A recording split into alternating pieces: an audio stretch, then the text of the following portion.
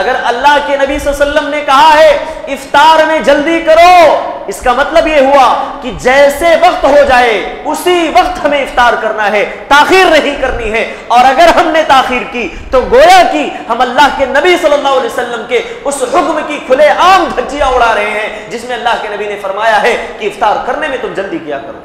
کیسے امتی ہیں؟ ان الحمد للہ نحمده ونستعینه ونستغفره ونعوذ باللہ من شرور انفسنا ومن سیئات اعمالنا من يهده الله فلا مضل له ومن يضلل فلا هادي له واشهد ان لا اله الا الله وحده لا شريك له واشهد ان محمدا عبده ورسوله اما بعد فان خير الحديث كتاب الله وخير الهدي هدي محمد صلى الله عليه وسلم وشر الامور محدثاتها وكل محدثة بدعة وكل بدعة ضلالة وكل ضلالة في النار وما من دابة في الأرض إلا على الله رزقها۔ محترم حضرات، نوجوان ساتھیوں، بزرگوں، میری ماں اور بہنوں اور پیارے بچوں، ہمارے جو بھائی باہر چائے نوشی میں مصروف ہیں ان سے میں گزارش کروں گا کہ وہ جلد سے جلد فارغ ہو کر کے اندر آ کر بیٹھ جائیں، کیونکہ چائے والوں سے ہمیشہ ڈر لگتا ہے، پتہ نہیں کب کہاں پہنچ جائیں، کوئی پتہ نہیں ہے، اس لیے جو ہے جلد سے جلد مسجد میں آ کر کے بیٹھیں تو زیادہ مناسب ہوگا۔ بہرکیف اللہ تعالی ہم تمام لوگوں کے بیٹھنے کو قبول فرمائے، اور انشاءاللہ آج کے اس درس میں 12ویں پارے کی سورہ ہود کی چند منتخب آیتیں آپ کے سامنے میں رکھوں گا۔ سورہ ہود جو ہے ایک ایسی سورہ کریمہ ہے جس میں اللہ تعالیٰ نے اکثر و بیشتر انبیاء کا تذکرہ فرمایا ہے، یعنی انبیاء کرام کے واقعات کا ذکر اللہ نے کیا ہے، جیسے حضرت نوح علیہ السلام، حضرت ہود علیہ السلام ہے نا، حضرت شعیب علیہ السلام، حضرت صالح علیہ السلام، حضرت ابراہیم علیہ السلام، بڑے لمبے لمبے واقعات ہیں۔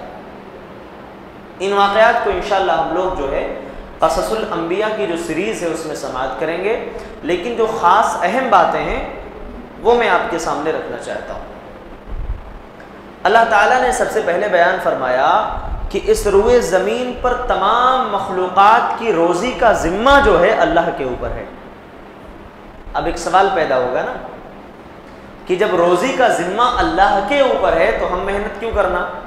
ہم بھی چائے پیتے بیٹھے بھئی اللہ کی طرف سے روزی آ جائے گی، تو کیا ایسا ممکن ہے؟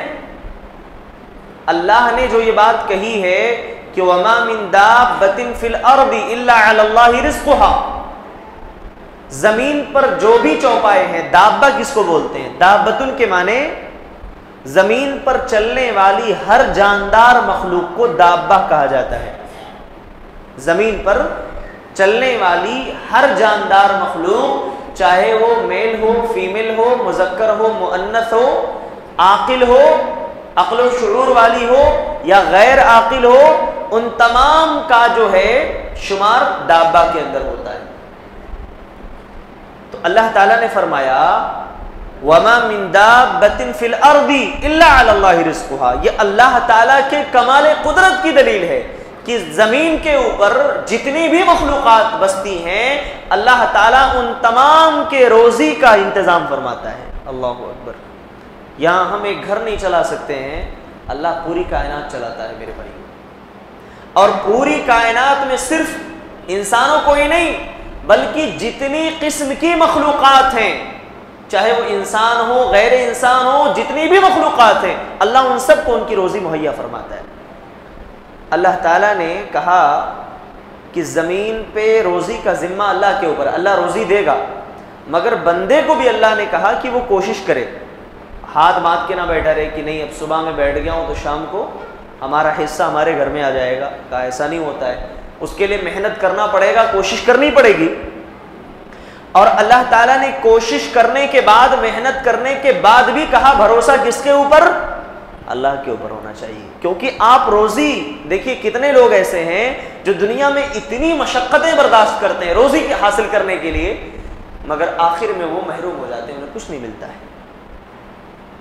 اسی لیے اللہ نے فرمایا کہ روزی حاصل کرنا ہے اور بھروسہ بھی اللہ کے اوپر کرنا ہے. ایک حدیث مجھے یاد آ رہی ہے، اللہ کے نبی صلی اللہ علیہ وسلم نے فرمایا لو انکم توکلتم علی اللہ حق توکلہ، اے لوگو اگر تم اللہ پر بھروسہ ویسے کرو جیسے بھروسہ کرنے کا حق ہے، لرزقتم کما یرزق الطیر، تو وہ اللہ تمہیں ایسے روزی دے گا جیسے وہ پرندوں کو روزی دیتا ہے.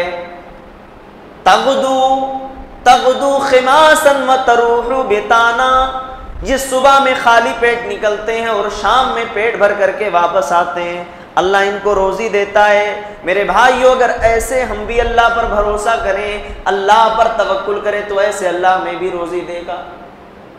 روزی کے سارے دروازے اللہ کے پاس ہیں، سارے خزانے اس کے پاس ہیں، کہیں اور سے روزی نہیں ملنے والی، بس اللہ ہی کے پاس سارے اسباب ہیں. بس اللہ نے کیا کہا؟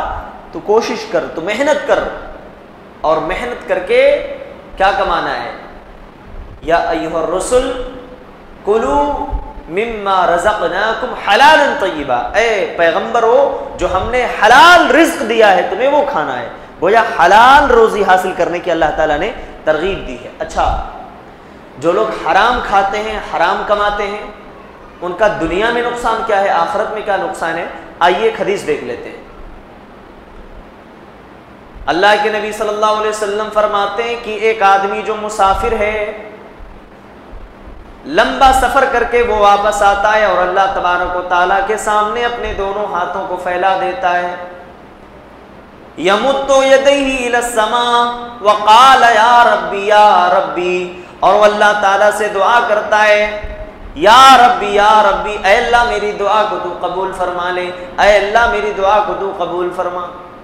اللہ کے نبی فرماتے ہیں وَمَطْعَمُهُ حَرَامٌ وَمَلْبَسُهُ حَرَام، اس کا کھانا بھی حرام ہے، اس کا پہناوا بھی حرام ہے.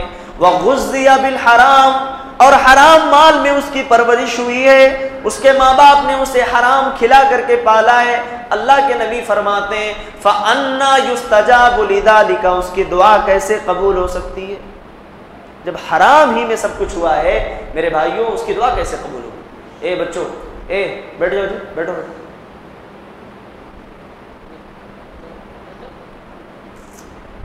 ماحول خراب کر دیتے ہیں.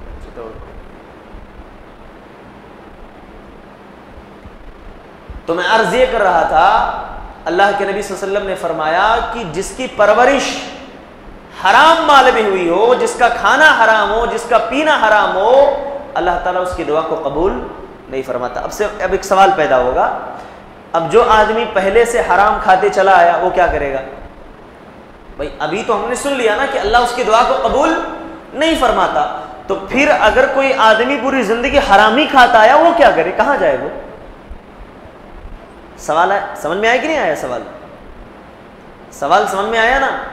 حدیث سے پتا چلا کہ اس کی دعا قبول نہیں ہوگی. پھر ایک آدمی پوری زندگی حرام کھاتا ہے، اب وہ چاہتا ہے کہ میں حرام نہ کھاؤں، تو کیا کرے؟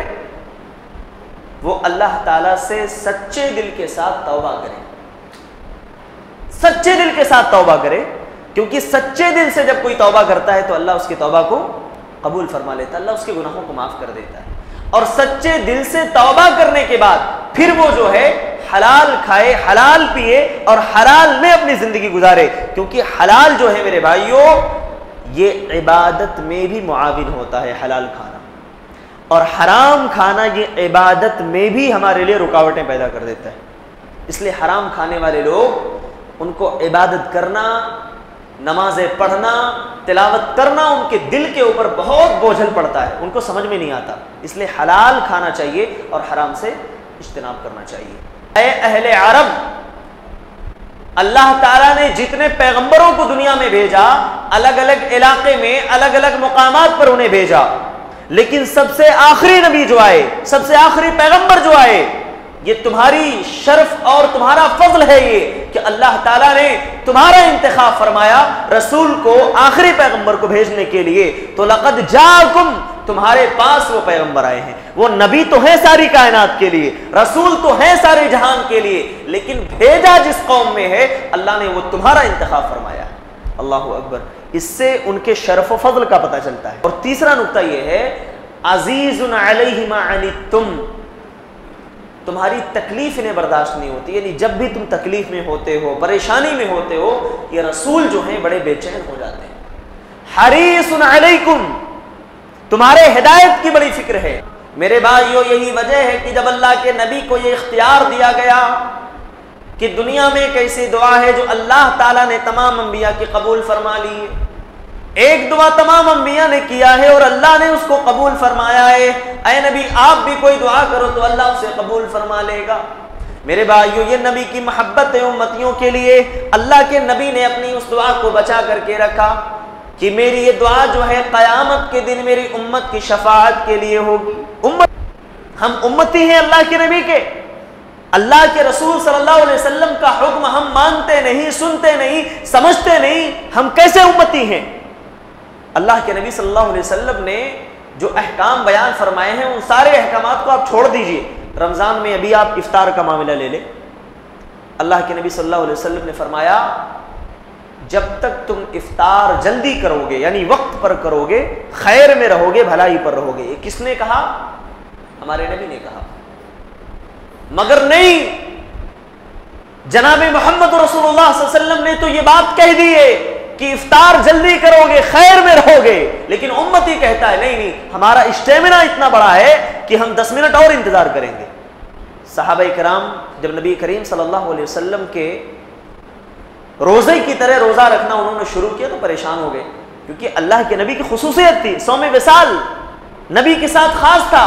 صحابہ نے جب اس کی کوشش کی ان کی ہمت نے جواب دے دیا۔ میرے بھائیوں اگر اللہ کے نبی صلی اللہ علیہ وسلم نے کہا ہے افطار میں جلدی کرو، اس کا مطلب یہ ہوا کہ جیسے وقت ہو جائے اسی وقت ہمیں افطار کرنا ہے، تاخیر نہیں کرنی ہے، اور اگر ہم نے تاخیر کی تو گویا کہ ہم اللہ کے نبی صلی اللہ علیہ وسلم کے اس حکم کی کھلے عام دھجیاں اڑا رہے ہیں جس میں اللہ کے نبی نے فرمایا ہے کہ افطار کرنے میں تم جلدی کیا کرو۔ کیسے امتی ہیں؟ ٹائم ہو جاتا ہے 1 منٹ 1.5 منٹ، احتیاط کے نام پر لوگ 10 منٹ 15 منٹ جو ہے بیٹھے ہوئے ہوتے ہیں۔ میرے بھائیوں یہ کہاں اللہ کے نبی صلی اللہ علیہ وسلم کے حکم کے ساتھ انصاف ہے؟ اللہ کے رسول صلی اللہ علیہ وسلم کی شفاعت جو ہے اسی لیے قیامت کے دن ان لوگوں کے لیے ہوگی جو دنیا کے اندر نبی کریم صلی اللہ علیہ وسلم کے سنت کے مطابق زندگی گزارنے والے لوگ ہوں گے۔ یاد رکھیے آپ، جنہوں نے اس دین میں بدعت ایجاد کیا ان کو پکڑ کر کے دور کر دیا جائے گا اور وہ اللہ کے نبی صلی اللہ علیہ وسلم کی شفاعت سے محروم ہو جائیں گے۔ اللہ کے نبی صلی اللہ علیہ وسلم کے پاس جب ایسے لوگ آئیں گے تو فرشتے ان کو روک لیں گے، انہیں پرمیشن نہیں ملے گی، تو اللہ کے نبی صلی اللہ علیہ وسلم فرمائیں گے آنے دو، ان کو آنے دو، یہ تو ہمارے امتی کے ہیں، آنے دو انہیں۔ فرشتے کہیں گے اللہ کے رسول آپ کو نہیں معلوم، انک لا تدری، آپ نہیں جانتے انہوں نے آپ کے بعد اس دین کے اندر کس قدر بدعت ایجاد کیا، انہوں نے دین کا حلیہ بگاڑ کر کے رکھ دیا تھا، دین کا نقشہ بگاڑ دیا تھا انہوں نے۔ اے اللہ کے رسول اس لیے آج یہ اس حوض کوثر سے اور اسی طریقے سے آپ کی شفاعت سے محروم ہوں گے۔ اللہ کے نبی صلی اللہ علیہ وسلم جب یہ بات سنیں گے تو آپ صلی اللہ علیہ وسلم فرمائیں گے دور کر دو ان کو، انہیں ہٹا دو، دوری ہو ایسے لوگوں کے لیے جنہوں نے میرے بعد میرے اس دین کے اندر بدعات اور خرافات کو ایجاد کیا۔ اس کے بعد اللہ تبارک و تعالیٰ نے بیان فرمایا کہ دنیا چاہنے والے جو لوگ ہیں ان کا کیا انجام ہوتا ہے، اس کا نتیجہ کیا ہوتا ہے۔ سورہ ہود آیت نمبر 15 میں اللہ تعالیٰ نے بیان فرمایا من کان یرید الحیات الدنیا وزینتها نوفی الیہم اعمالہم، جو لوگ دنیا چاہتے ہیں، دنیا کی زیب و زینت چاہتے ہیں، ہم انہیں دنیا دے دیتے ہیں، ہم انہیں مکمل دنیا دے دیتے ہیں جو چاہتے ہیں، لیکن انہیں آخرت میں کوئی بدلہ نہیں ملے گا، آخرت میں ان کا کوئی حصہ نہیں ہوگا۔ بعض مفسرین نے ذکر کیا ہے کہ یہاں اس سے مراد وہ لوگ ہیں جن کے دلوں میں ریا ہوتا ہے، جن کے دلوں میں نمود ہوتا ہے، جو دنیا حاصل کرنا چاہتے ہیں، دنیا کے لیے سارے ان کی تمام چیزیں دنیا کے لیے ہی ہوتی ہیں، ان کی نیکیاں، ان کی بھلائیاں، لوگوں سے ملنا، خرچ کرنا، سب کچھ دنیا کے لیے ہوتا ہے۔ اللہ نے کہا دنیا چاہتے ہو، کتنی بڑی بات کہی، کہا دنیا چاہتے ہو، دنیا لے جاؤ۔ کل قیامت کے دن ایک ایسے آدمی کو لایا جائے گا جو دنیا میں اللہ کے راستے میں لڑ کر کے شہید ہو گیا، اللہ تبارک و تعالیٰ کے سامنے لایا جائے گا، اللہ اسے اس کی نعمتیں یاد دلائیں گے، دنیا میں یہ نعمتیں میں نے تجھے دی تھی، ان نعمتوں کا تو نے کیا کیا؟ وہ کہے گا اے اللہ تو نے مجھے طاقت دی تھی، میں بہادر تھا، میں تیرے راستے میں لڑتا رہا، یہاں تک کہ میں شہید ہو گیا۔ اللہ تبارک و تعالیٰ فرمائیں گے کذبتا، تو نے جھوٹ بولا، تو جھوٹ بول رہا ہے، تو اپنے دعوے میں جھوٹا ہے، تو میرے راستے میں اس لیے لڑتا رہا، اس لیے تو جہاد کرتا رہا تاکہ تجھے بہت بڑا مجاہد کہا جائے، بہت بڑا تجھے بہادر کہا جائے، دنیا میں تجھے بہادر کہا گیا، یہاں تیرا میرے پاس کوئی حصہ نہیں ہے، اے فرشتوں اسے پکڑ لو، لے جا کر کے گھسیٹ کر کے اسے جہنم میں پھینک دو۔ میرے بھائیوں پتہ یہ چلا، اگر ہم دنیا حاصل کرنے کے لیے، ریاکاری کرنے کے لیے، مال تو کیا اگر ہم اپنی جان بھی قربان کر دیں تو اللہ کے نزدیک اس کی کوئی قیمت ہی نہیں ہے۔ کتنی بڑی بات اللہ نے کی۔ یہاں لوگ پیسے خرچ کر کے سمجھتے ہیں، ریاکاری کر کے، پیسہ دے کر کے سمجھتے ہیں کہ اللہ کیا محبوب ہو جائیں گے۔ اللہ کے نبی نے کہا اپنی جان قربان کرنے والا آدمی اگر ریاکاری ہے اس کے عمل کے اندر تو اللہ تعالیٰ کے ہاں اس کی جان کے قربان کرنے کی کوئی قیمت نہیں میرے بھائیو۔ اللہ اکبر، اتنا بڑا مرتبہ ہے اخلاص کا، اتنی بڑی فضیلت ہے، اخلاص بہت بڑی چیز ہے۔ اللہ اتنی بڑی شے ہے کہ اخلاص میں آدمی 1 روپیہ بھی خرچ کرتا ہے، اللہ کے نزدیک اس 1 روپے کی قیمت ہے، لیکن ایک آدمی ریاکاری میں اپنی جان قربان کر دے، اللہ کہتا ہے نہیں، اس کی جان کی کوئی قیمت نہیں۔ اللہ، آپ اندازہ لگائیے کہ اخلاص للہیت کتنی بڑی چیز ہے۔ ہم خلوص کے ساتھ اپنے جیب سے 10 روپے نکال کر کے دیتے ہیں، اللہ اس کو قبول فرما لیتا ہے۔ ایک آدمی ریاکاری میں اپنی جان نکال کے دے دیتا ہے، اللہ کہتا ہے نہیں، قبول نہیں کرنا اس کو۔ یہ ہے قرآن۔ پڑھو قرآن کی آیتوں کو پڑھو، پتہ چلے گا میرے بھائیو کیا اللہ نے پیغام سنایا۔ دنیا چاہتے ہو، لے جاؤ دنیا۔ دنیا میں تو بہادر بننا چاہتا تھا، تجھے بہادر کہا گیا۔ دنیا میں شجاع بننا چاہتا تھا، مل گیا تجھے۔ اب یہاں آخرت میں تیرا کوئی حصہ نہیں۔ اس کے بعد اللہ تبارک و تعالیٰ نے حضرت یوسف علیہ السلام کا واقعہ بیان فرمایا ہے۔ یہ میں واقعہ ذکر کرنا بڑا ضروری سمجھتا ہوں، بڑا خوبصورت واقعہ ہے قرآن مجید کا۔ یہ اتنا زبردست واقعہ ہے کہ اگر ایک نوجوان اللہ کی قسم اس واقعے کو گہرائی سے پڑھ لے، اس کے دل میں تقویٰ پیدا ہو جائے۔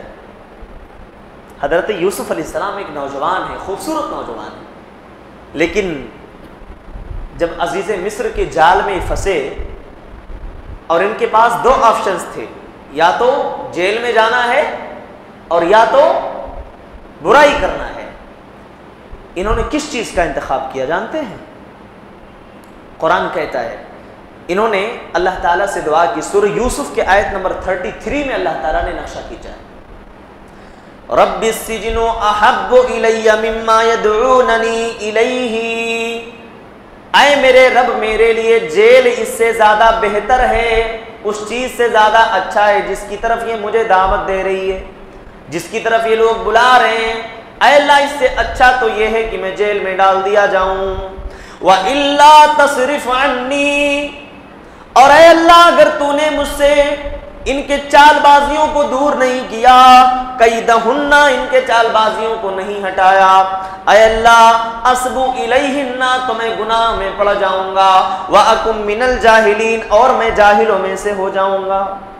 میرے بھائیو غور کرو، تعجب کرو، ایک طرف گناہ کرنے کا وقت ہے، گناہ کرنے کا موقع ہے، ایک طرف جیل ہے۔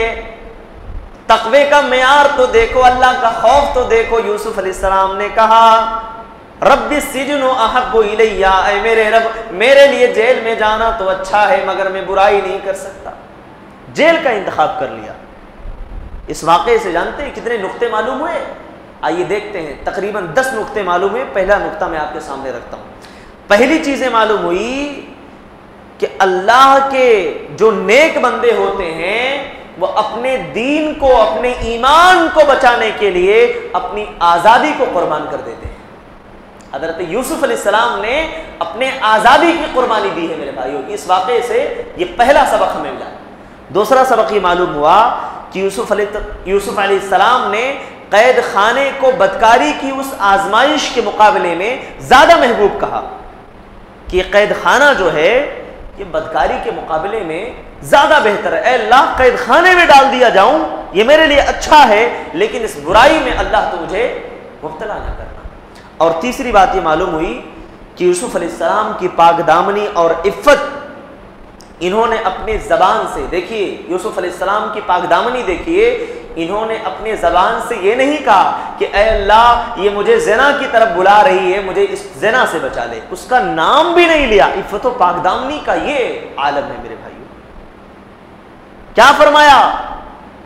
مما یدعوننی، اللہ جس طرف یہ لوگ بلا رہے ہیں، جس طرف یہ دعوت دے رہے ہیں، اللہ اس سے مجھے تو بچا لے. اللہ اکبر.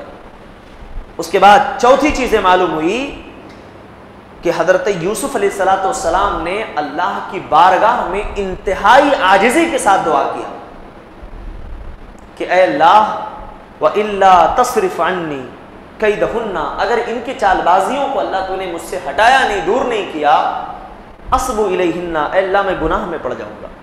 پتہ یہ چلا جب گناہ سامنے ہو اور آدمی کے لیے امتحان اور آزمائش کا وقت ہو، ایسے موقع پر اللہ تعالیٰ سے دعا کرنا چاہیے، کیونکہ پلک جھپکنے کے وقت کے برابر بھی انسان گناہ میں پڑ سکتا ہے. کوئی ایک موقع ہاتھ سے نہ جانے دے، اللہ سے دعا کرے جیسے یوسف علیہ السلام نے انتہائی عاجزی کے ساتھ اللہ سے دعا کیا. اے اللہ اگر تیری مدد شامل حال نہیں رہی، میں تو ضعیف پیدا کیا گیا ہوں، خلق الانسان ضعیفا، اگر تیری رحمت نہ رہی تب تو میں گناہ میں پڑ جاؤں گا. اللہ اکبر. یہ نبی ہو کر کے دعا کر رہے ہیں، اللہ کے پیغمبر ہو کر کے، اللہ کے اتنے قریبی ہو کر کے، اللہ سے اتنے انہمام کے ساتھ دعا کر رہے ہیں. ہما شما چے مانا دارت، ہم اور آپ کیا مانا رکھتے ہیں؟ ہمارا اور آپ کا کیا ہے؟ اتنا بڑا جن کے ایمان کی گواہی خود اللہ دے، وہ جب گناہ ان کے سامنے ہے تو اللہ سے دعا کر رہے ہیں اللہ تو اگر نہیں بچایا تو گناہ میں پڑ جاؤں. پتہ یہ چلا جب ہمارے سامنے گناہ کی آزمائش ہو اللہ سے دعا کر کے ہی ہم اس گناہ سے بچ سکتے ہیں. یہ نقطہ ملا. اس کے بعد پانچویں بات یہ معلوم ہوئی کہ اللہ تبارک و تعالیٰ کی توفیق کے بغیر انسان گناہ سے بھی نہیں بچ سکتا ہے. یہ چوتھی چیز تو معلوم ہوئی کہ ہمیں دعا کرنا چاہیے جب ہمارے سامنے گناہ نظر آئے. اور پانچویں چیز، اللہ کی توفیق کے بغیر آدمی گناہ سے نہیں بچ سکتا. اسی لیے یوسف علیہ السلام نے کہا وَإِلَّا تَصْرِفْ عَنِّي، اللہ اگر تو نے مجھ سے ان کے چال بازیوں کو نہیں ہٹایا، یعنی تو نے اگر مجھے تک جو ہے توفیق نہیں دی تو اے اللہ میں گناہ میں پڑ جاؤں گا. چھٹی چیزیں معلوم ہوئی کہ جب آدمی اپنے خدا کو، ہدایت کو اپنے ہوا پر، ہوا کے معنی خواہشات، خدا کو جب آدمی ہوا پر، خواہشات پر مقدم رکھتا ہے تو وہ اللہ کے نزدیک متقی ہے، وہ اللہ کے نزدیک علم والا ہے. اور ایک پڑھا لکھا انسان بھی، دنیا پڑھا ہو، دنیا سیکھا ہو، اگر وہ اپنے ہوا کو، اپنی خواہشات کو اپنے خدا پر ترجیح دیتا ہے، مقدم رکھتا ہے، تو اللہ نے کہا کہ وہ سب سے بڑا دنیا کا جاہل انسان ہے. اسی لیے یوسف علیہ السلام نے کہا اللہ اگر میں نے گناہ کر لیا اکم من الجاہلین، تو میں جاہلوں میں سے ہو جاؤں گا. یعنی اے اللہ گناہ کرنا یہ تو جاہلوں کا کام ہے، اللہ تیرے جو نیک بندے وہ تو اللہ سے ڈرنے والے ہیں. انما یخشی اللہ من عبادہ العلماء، اللہ سے وہی لوگ ڈرتے ہیں جن کے دلوں میں اللہ کا خوف ہوتا ہے، جن کے دلوں میں اللہ کا ڈر ہوتا ہے، جو علم والے ہوتے ہیں وہی اللہ سے ڈرتے ہیں. من عبادہ العلماء، اللہ نے علم والوں کے تقوی کی اللہ نے گواہی دی. میرے بھائیو علم جو ہے ہمیں گمراہیوں سے بچاتا ہے، اسی لیے علم حاصل کرنا چاہیے. اور ساتویں چیزیں معلوم ہوئی کہ اللہ سے جب ہم دعا کریں تو بڑی عاجزی کے ساتھ دعا کریں، جیسے یوسف علیہ السلام نے عاجزی سے دعا کیا تھا. انہوں نے غرور ظاہر نہیں کیا، نہیں اللہ میں نے تو بہت بڑا کام کر دیا، میں گناہ سے بچ رہا ہوں، اللہ تو مجھے بچا، ایسا نہیں کہا. کہا اے اللہ اگر تو نے مجھے نہیں بچایا تو میں کیا چیز ہوں، میں تو گناہ کر بیٹھوں گا، اے اللہ تیری توفیق ہونا چاہیے، تیری مدد ہونی چاہیے، اللہ تو مدد فرما۔ میرے بھائیو یہ ہونا چاہیے، عاجزی پیدا کرو اپنی دعاؤں کے اندر۔ اور ایک آٹھویں چیز معلوم ہوئی کہ جو شخص اللہ کے لیے کوئی چیز قربان کرتا ہے نا، اس نقطے کو لے کر کے جاؤ، اللہ کے لیے کبھی قربانی دی ہے؟ نہیں دی ہے نا، آج سے دینا شروع کر دو۔ اللہ کے لیے قربانی دینے کا کتنا بڑا فائدہ ملتا ہے۔ جو شخص اللہ کے لیے قربانی دیتا ہے اللہ تعالیٰ اس سے بڑی چیز اس کو عطا فرما دیتا ہے۔ حضرت یوسف علیہ السلام نے اپنے آپ کو گناہ سے بچایا، قربانی دی، اللہ تعالیٰ نے جیل سے نکالا، عزیز مصر کے تخت پر لے جا کر کے بٹھا دیا، بادشاہ کے تخت پر بٹھایا۔ اللہ نے ان کو ایسی حکومت، ایسی سلطنت عطا فرمائی جس کا تصور بھی وہ نہیں کر سکتے تھے، کہ اللہ وہ ہے جس نے مجھے کنویں سے نکالا اور کنویں سے نکال کر کے اللہ نے مصر پہنچایا، پھر مصر میں جب آزمائش آئی جیل میں ڈالا گیا، میں نے اللہ کے حکم کو مقدم رکھا، اللہ کے لیے میں نے اپنے خواہشات کو قربان کیا، لیکن اللہ کے حکم کو میں نے اس کے خلاف میں نہیں گیا، اللہ نے جیل سے نکال کر کے تخت پر بٹھا دیا۔ یہ ہوتا ہے میرے بھائیوں، یہ فائدہ ملتا ہے اللہ کے لیے قربانی دینے کا۔ ایک نواں فائدہ اس سے یہ حاصل ہوا کہ لوگ پریشانی میں تو اللہ کو یاد کرتے ہیں لیکن خوشی میں کوئی اللہ کو یاد نہیں کرتا ہے۔ حضرت یوسف علیہ السلام کے واقعے سے سبق ملا کہ پریشانی میں، خوشی میں، ہر وقت ہمیں اللہ کو یاد کرنا چاہیے، ہر وقت اللہ کو یاد کرنا چاہیے، ہے نا؟ جب کبھی آدمی جیل کے سلاخوں میں جاتا ہے تو اللہ کو یاد کرنے والے لوگ کہاں ہیں؟ اب لوگ، میں نے کہا نا کہ وہ جیل سے نکالنے کے لیے جتنے سورسز ہو سکتے ہیں، جتنے راستے اس کے پاس ہو سکتے ہیں، اس کو آدمی سوچتا ہے کہاں سے مجھے نکلنے کا موقع ملے گا۔ اللہ سے دعا کون کرتا ہے؟ یہاں یوسف علیہ السلام کے واقعے سے سبق ملا، چاہے جیل کے سلاخوں میں ڈال دیا جائے، تہاڑ جیل میں لے جا کر کے پھینک دیا جائے، ہر جگہ اللہ ہی سے مدد مانگی جائے، کیونکہ اللہ ہی کی مدد کے بغیر سب کچھ ممکن ہے۔ اس کے بعد 10ویں چیزیں معلوم ہوئی کہ تقویٰ کا اصل امتحان اس وقت ہوتا ہے جب انسان کو گناہ کا موقع ملے۔ دنیا میں دعویٰ کرنے والے لوگ بہت ہوتے ہیں نا، میں نے کبھی گناہ ہی نہیں کیا ہے بھائی، گناہ نہیں کیا ہے، گناہ کا موقع ملے اس کے بعد گناہ مت کر، پھر دیکھیں گے گناہ کیا کہ نہیں کیا۔ لوگ دعویٰ کرتے ہیں، بہت سارے لوگ دعوے سے بولتے ہیں آج تک میں نے سگریٹ نہیں پیا، آج تک شراب کو منہ نہیں لگایا۔